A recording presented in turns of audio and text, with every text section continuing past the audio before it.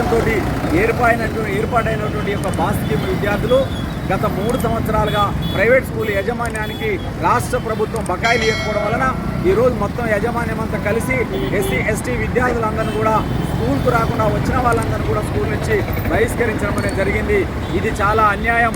ప్రభుత్వం విద్య నేర్పి ఉన్నత చదువులు చదివించాలనేటువంటి లక్ష్యంతో ఏర్పాటు చేసినటువంటి ఒక చదువులకు కూడా కనీసం నిధులు విడుదల చేయకపోవడం అనేది చాలా దుర్మార్గం.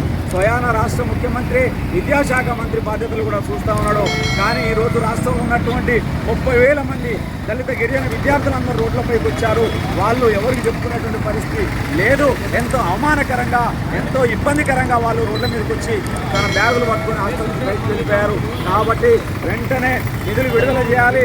అదే రకంగా అర్ధాంతరంగా పిల్లల్ని బయటకు పంపించినటువంటి స్కూల్ యాజమాన్యం పైన విద్యా హక్కు చట్టం ప్రకారంగా ఆ స్కూళ్ళను సీజ్ చేయవలసిన అవసరం కూడా ఉన్నది.